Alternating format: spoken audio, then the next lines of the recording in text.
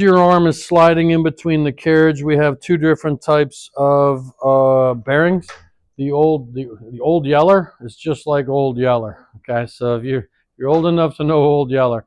So old Yeller is obviously the ones that didn't have the set screws or the pressure plates. Okay?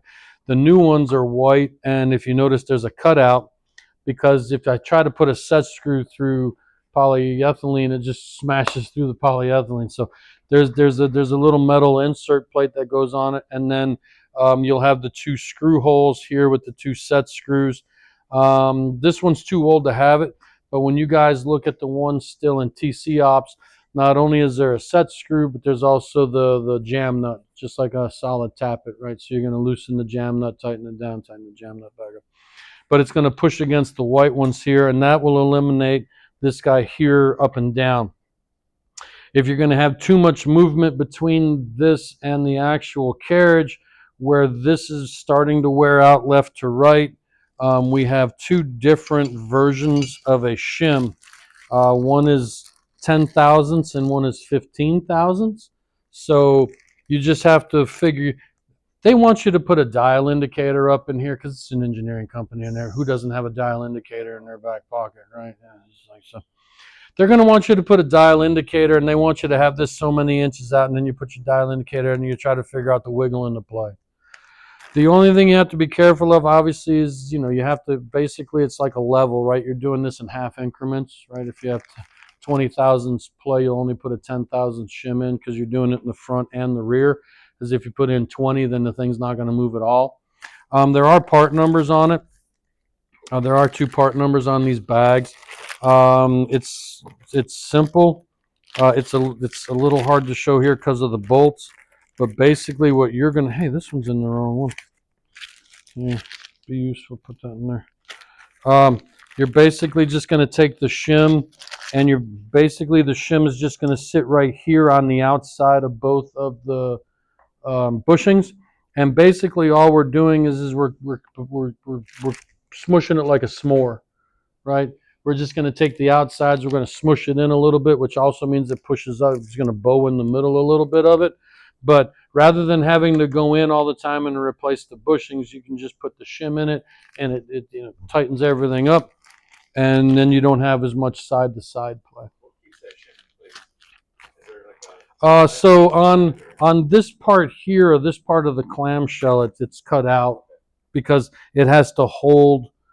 It has to be cut out for this, and I guess you could put like a dab of wheel bearing grease on, put a dab of grease on it, stuff it in this part here that the hydraulic cylinder attaches to, and then you just stand it back up, put it back on, and then it'll center itself because there is a relief in that outside piece. Yeah, well, because this side is flat, but again, the outside half of the clamshell with the bolts, it'll have the two hoses coming down to it, the two solid steel hoses coming down to it, and there's a relief inside of there. Okay. You said that the shim is going to fit between these two pieces. Well, just on top, right? Well, yeah. It just sits like this.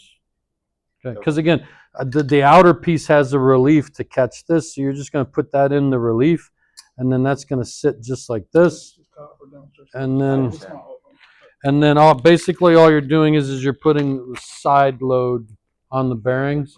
Yeah, you're just squeezing the bearings together. Sort of like when your wife goes out on a nice dinner date and she puts the girdle on and tightens up the strings, right? And then she can't breathe all night, right? And then she's aggravated. Not that one, this one. Yeah. Yeah. Some days I wear Spanx. Just kidding. Again, if you have the yellow, it depends. Sometimes you may have the yellow ones, and we may have drilled and tapped the holes, but we wouldn't have put a set screw in it because you had the yellow ones. So if you change over from yellow to white, you'll also have to get the metal plate, and then you may actually have to order on old ones, like built in the late 1900s. Right? Yeah, you may have to get the set screws to put them in. I'm pretty sure this one here has the holes but not the set screws. This one here is ancient, but it's good because it's the only one that has a pneumatic cylinder.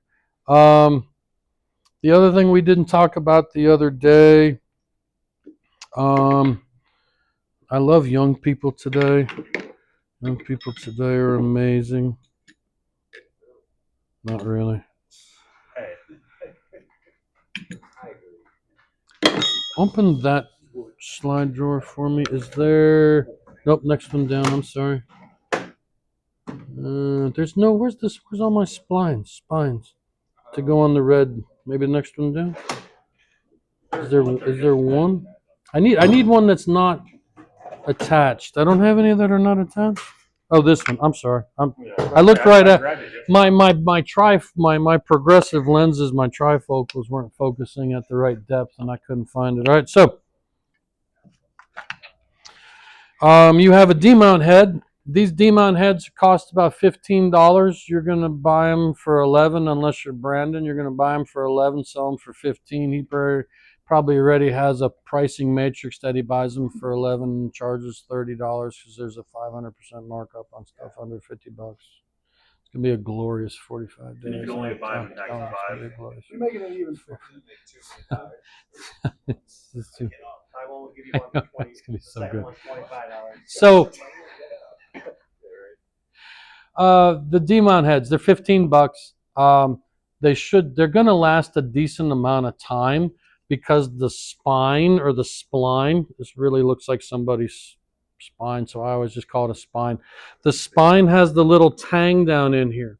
Okay, people with a birthmark with a 2 don't understand tab A into slot B, so they don't understand that they don't understand that the spine is supposed to get inserted into the bottom of the D-mount head.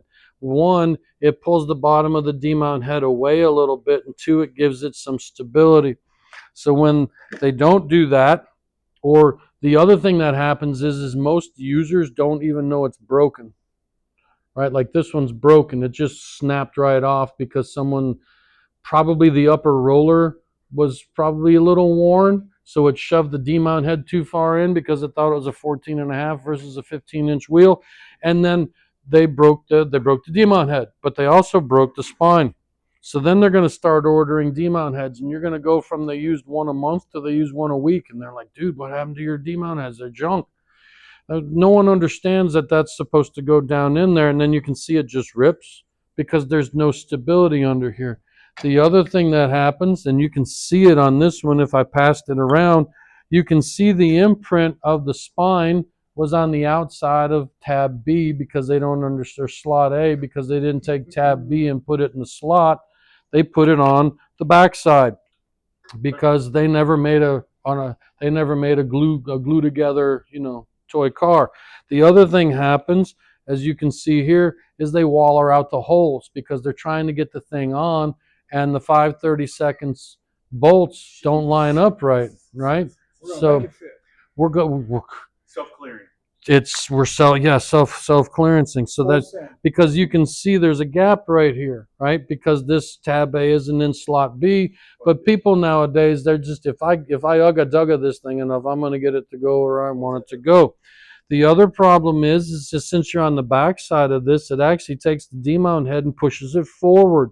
Now it's going to clip the tire even more. And you can see on this one where it used to be like this and now it's like this because it's hitting the rim, because it's simple, but you have stupid people who are your customers. We love our customers.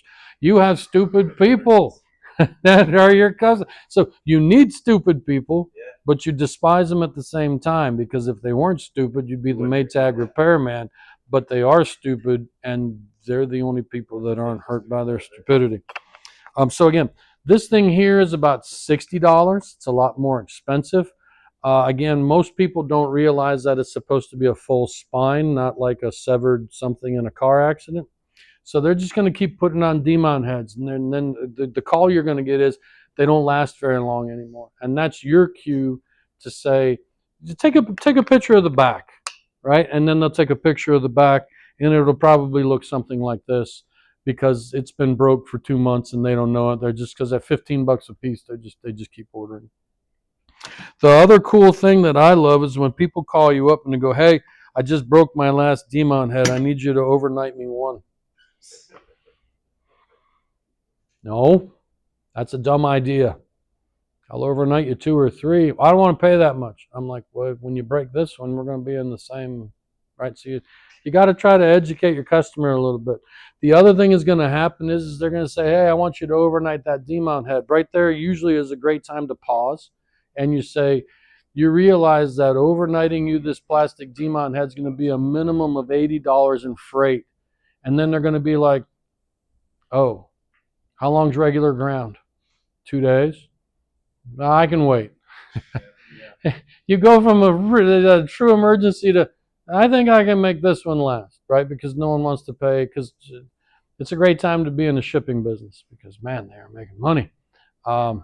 And usually when I do overnight freight something, I will put it on the invoice that they asked for overnight freight, because the bean counters upstairs are going to be like, $140 in freight. And then I will put down that Jesse approved overnight freight. Rick would be like, "Hey, I'm on a job right now. I could run it out to you, but it's going to cost a service trip." And I was Right. like, "How much gross do we have in that job?" Right. So, yeah, and that's another thing too. And I hadn't talked about this yet, or maybe I did back on day 1 or day 2, but you guys don't remember it already because you've been here too long. I'd never delivered parts, and people would be somewhat upset with me, and I'm like, I am not a delivery service. If you want me to deliver parts, I will send you one through UPS. But if you're next door and you deliver that part, you just set that guy up. You set his expectations, right? That every time he breaks, you're going to be within 15 minutes to give him a part. I actually did on the other end of it. I was crazy. I had my address on my business cards, and I'll be like, "I will put this in my mailbox." If it was on a Friday, "I'll put this in my mailbox. I know you guys have porters. You have my address. If the thing's out of my mailbox on Monday morning, I'll just send you a bill. If the thing's still in my mailbox on Monday morning, I'm just going to put it back in the van." And then Monday morning they'll call and they'll be like, "Hey, when are you going to deliver that?" I'm like, "I'm not delivering it. You're supposed to send the porter out to get it." "Well, I'm still down." "Yes, you are." Right? You get, you got to be careful with that. So would you not just stock those heads on your van truck? Oh yeah, no, because whenever I got to somewhere, he's buying 5 or 6 of them because he knows they're $15 a piece, right? 6+1, one you hide in the desk drawer. Right, but I mean, ideally, in the event of an emergency, and it's a big account, Discount Tire, Les Schwab, whatever, Yeah. wouldn't you want to keep a small stock of those types? Oh no, I had at least 10 of them on the truck. Like my minimum stocking order on that was either 10 or 12. Yeah.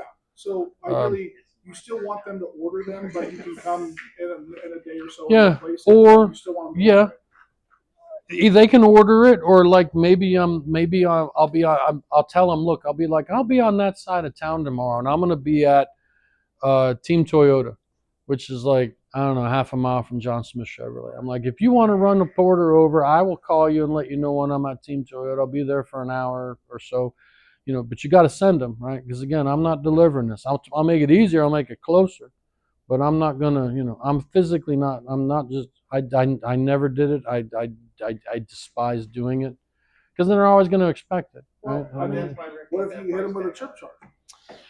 Like unfortunately, that would so technically cost you a trip charge. as long as you set that expectation up on the phone, then that's fine. But Yeah. if you just show up, And then we have a lot of red shirts that just show up and then they don't bill them right away, but then they bill them like 2 days later and they just throw the trip charge on there, and then you catch them like by surprise because they weren't expecting it because that expectation wasn't set up on the phone. I did always know Then- if I needed him to run out, I knew I was paying $150 extra. Right. But that's fine. If you knew that and you needed Right. the part, that's Setting fine. the expectations out of the gate is But you have to set up your expectations. because that's a big part of it. Obviously, you don't want to charge them a trip charge, but you also don't want to deliver the part. Right. So, No, you have to make it fair for them, but you also have to make it fair for you. right. So, In California, where we pay $6 a gallon. yeah, for it's gas, $6 a gallon, I'm charge and- $100 for putting it on for you because I did. and you're sitting in 4 hours of traffic to go 15 miles, right? Because you could have gone. So Yeah. the other thing I haven't touched on, and since we're recording, I'll touch on it now. HunterNet 2. You're going to hear everyone talking about HunterNet 2. The other good thing about HunterNet 2 is if you get your people signed up for HunterNet 2, because you're registering certain pieces of equipment on HunterNet 2, when they go on there and they go to order consumables, it will only show them consumables for their products. Okay. They can go out, they can go out to hunter.com and order consumables, but it will show them every consumable that we have ever made. Now, the good news for you is no matter which way they order the consumables, they have to pay us with a credit card before we will ship it. Whether it's the right consumable or the wrong consumable, they're the person that chose to click that consumable. Now, they may ask you, hey, I ordered in the wrong consumable. I have no need for this. Can you take it from me? Yes, I will take it from you. I will not give you money back, but I will give you this amount of credit on your next invoice, right? So at that, because I don't want to pay them. But again, if they order these for a Maverick, they can't use them. But I know I'll eventually sell them to somebody, so I'll give them whatever the invoice was. I won't pay for shipping, but I'll pay. If they ordered 12 of these, and they should have ordered 12 of those instead of 12 of these, $15 a piece. 12 of these, I'll give them their money back in a credit.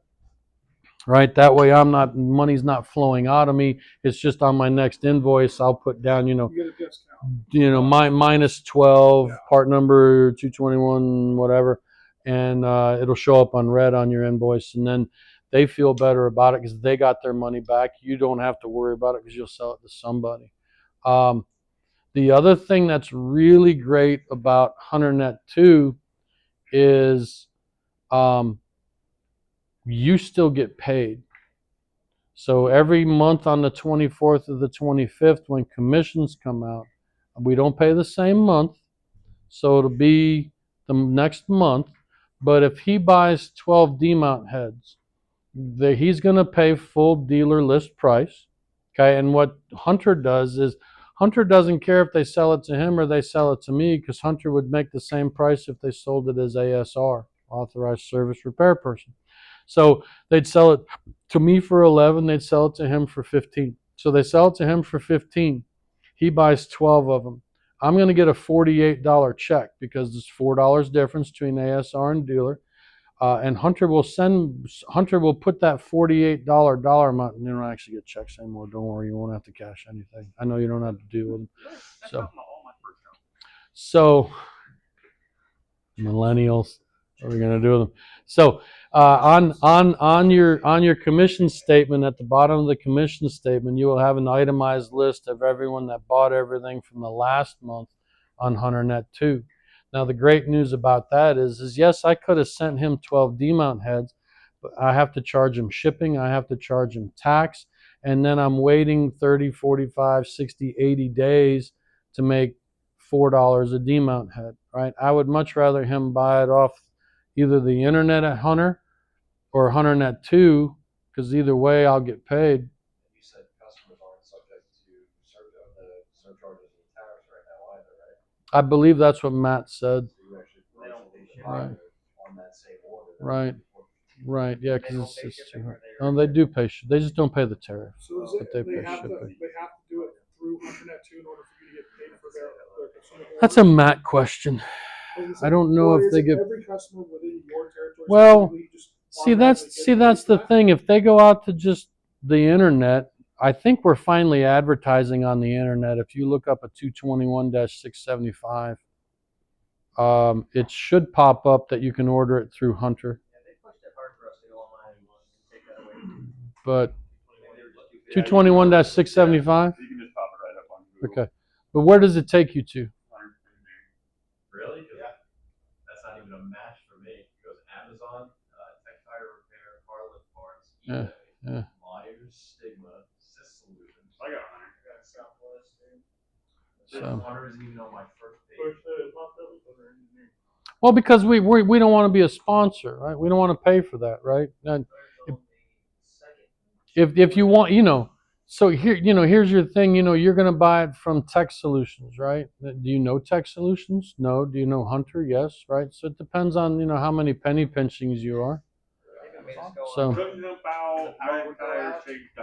I'm sorry. When the power would go out and the liner TVs would go down, they had to log us to like what Hunter board or Hunter network board, my board. Oh yeah. Redo that.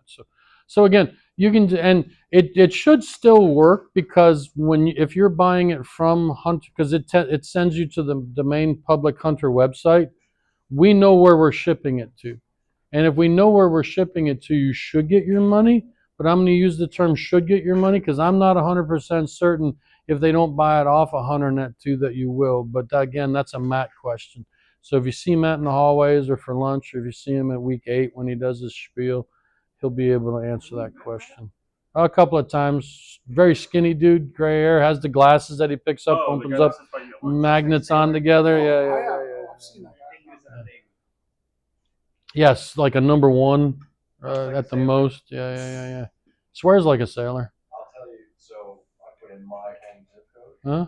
and it pulled up Richard, my rep, from that territory. So I would imagine Interesting. if I were to order to that zip code, it would be different. Yeah. Good thing. I'm Gen Z, but That's not something you say out loud. just saying. He's not trying to insult the millennials at this point. 97 through 2012. For years, I was like, dude, damn millennials, and I realized I technically am considered a millennial. No, we're Zen. Are you really? Bullshit. Are you really? It's We're just subculture. Are you younger than him? You're not younger than him. No, he's Gen Z, so that's like 2000. It's 1997 to 2012 or 2013. But technically, millennials are from 1980. I was like, Okay, what? so he's upset because I'm calling him older than he is by calling him a millennial. He's actually he's almost Generation Alpha at this point, right? And that'll upset him because he's not 12 either, right? Huh? She was born in 97. 96. She's a millennial. She's right on the cusp. She's like, Okay. She's the youngest considered of the elder millennials. Way back. 97. You're a millennial. We deserve our own group. Is it Yeah. 80 millennial? You're born in 80, right? I don't know. What am I? What year were you born? I'd say like 80 to 88, you're a Zennial, so you grew up like Gen Z, but you're A technically Zennial? millennial. Yeah. What year? See, when you have to come up with made up names, this is why we have kids riding around thinking they're unicorns, right? You start making make up names, and it just, yeah, they failed the Tide Pod challenge. Yes, all right. All right. Remember typing class? X and Y. Man. See what I start. And they'll remember is today was a great day. Did they learn anything? Not a thing. Right? They had a great time. That's why we're filming. Because I'm sharing all these videos, So, all right, labeling them okay, all, so all if right. you need to reference So- anything, we'll have everything. All right. Here we go. And that rabbit hole was deep and wide. One more. All right. Our typewriters have got electric ones, and then on the table right here, they like when you were done, you just yeah, they went down the table like a separate. So this is since there's no hydraulic cylinder on here, you can see the outline where this isn't literally a piece of this, because it's such a nice fix that you can't tell that the hydraulic arm isn't actually a complete solid firm piece on the back of this. If you want to hold the Surface Pro, and if you want to try to give it your best, because You want me to try to compress give it that? your best Goku. Yeah. There you go.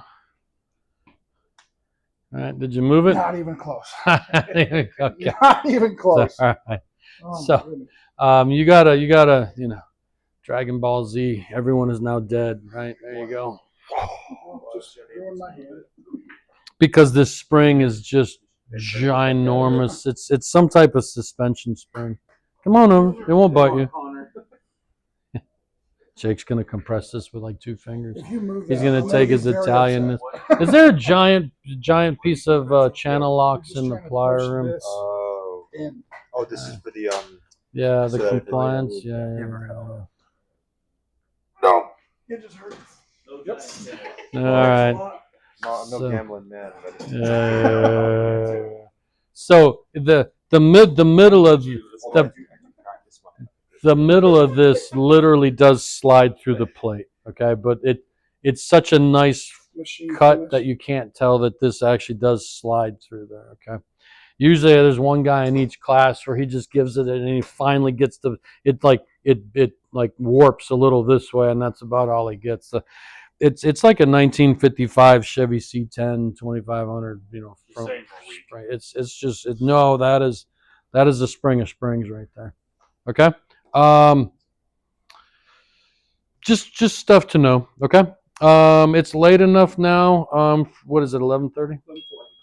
Dang it, man. I talked too long. Where's the one cal tool is in ops? Where's the other cal tool? Only calibration tool you need for revolutions. A couple of hints or tips, because you guys are going to do it wrong if I don't give you a couple of hints or tips. So.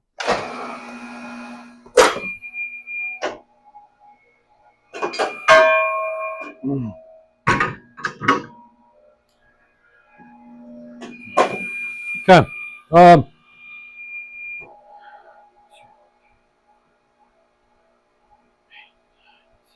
Okay.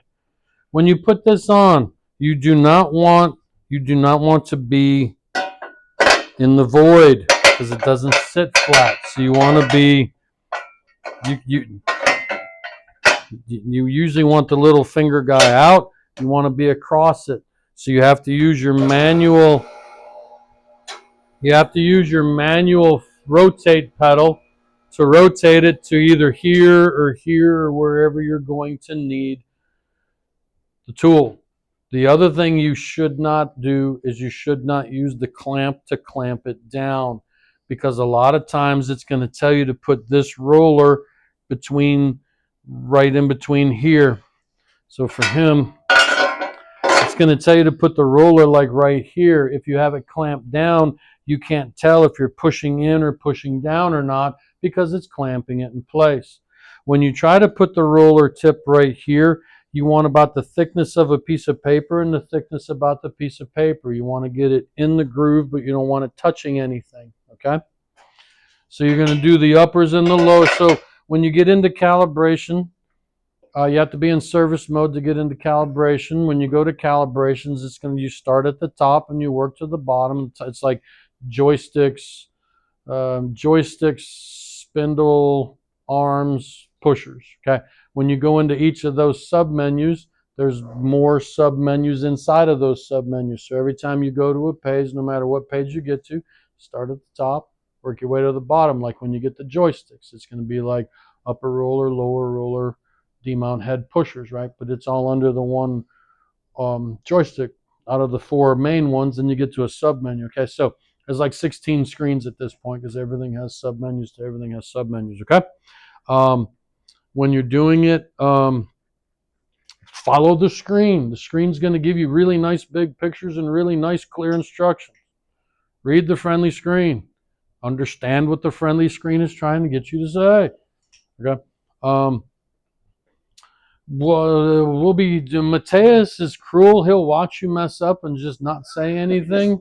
I don't have that kind of patience or time, so I will usually help you before you ask for it because I don't have time for you to waller in yourself, whatever. Right? Mateus is he's an anarchist.